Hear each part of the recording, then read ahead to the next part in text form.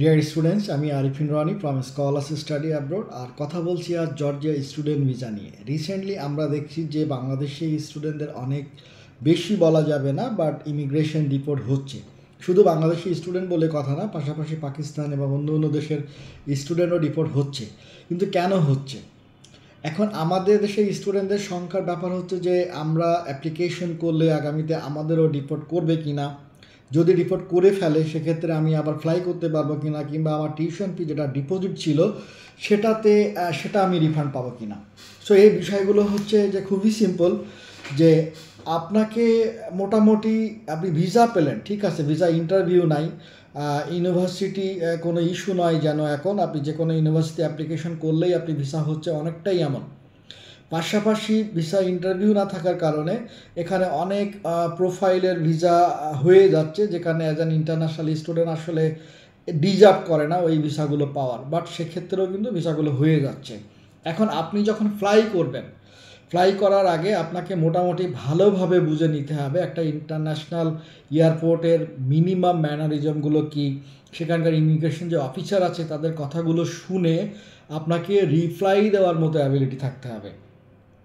So এক কথায় যদি আমি বলি, আপনাকে অ্যাজ অ্যান ইন্টারন্যাশনাল স্টুডেন্টের মতো ভাবতে হবে আপনাকে, এবং এটাই আপনি যখন আপনি ট্রাভেল করবেন আপনার চাল চলন, আপনার চলাফেরা, আপনার গেট আপ, আপনার কথোপকথন সব কিছুই আপনাকে মেনটেন করতে হবে, যেটা অ্যাকচুয়ালি হয়ে থাকে ইন্টারন্যাশনাল স্টুডেন্টদের যেমন।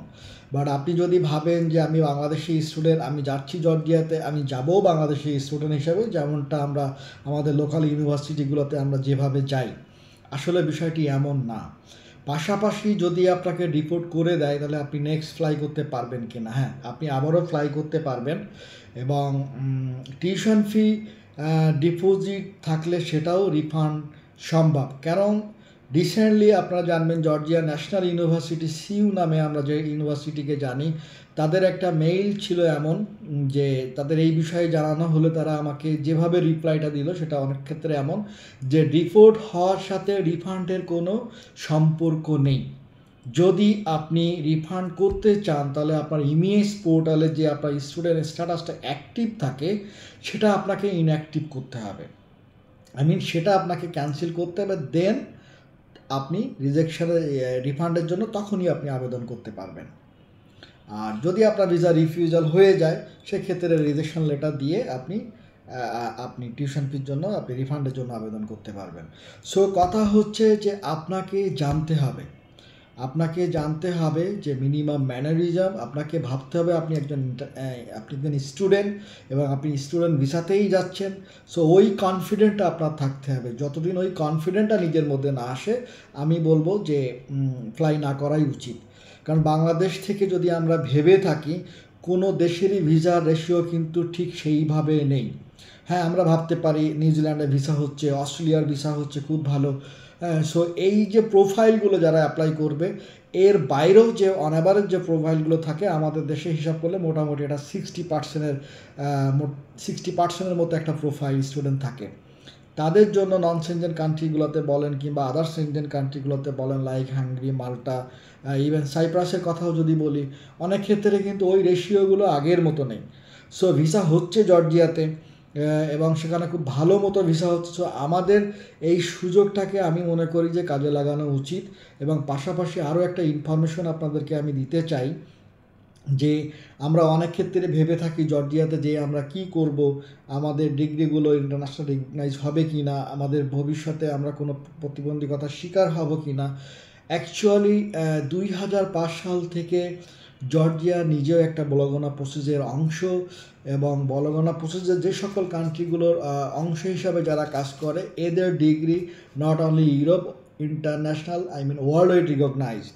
সো বলগনা প্রসেসটা হচ্ছে এমনই একটা সিস্টেম যেখানে আপনাকে ইউরোপিয়ান স্ট্যান্ডার্ড ডিগ্রি আপনার মিলবে, এবং আপনি চাইলে ক্রেডিট ট্রান্সফার কিংবা এক্সচেঞ্জ প্রোগ্রাম এগুলো আপনি খুব ইজিলি করতে পারবেন।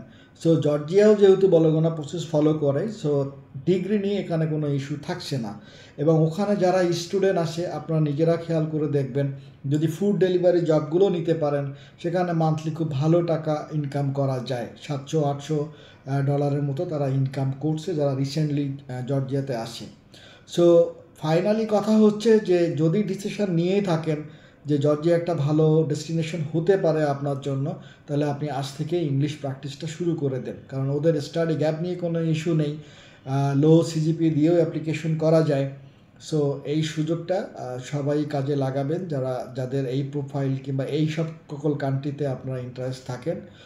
আর এর বাইরে মনে হয় না যে নতুন করে এখন বলার অনেক কথা আছে, বাট আজকের যে দিন, আজকের তারিখটা দেখতে হবে, বাট ভিডিও আপলোড হচ্ছে যে দিনে, আজকের দিনে অনেক বেশি ভিসা রেশিও ছিল।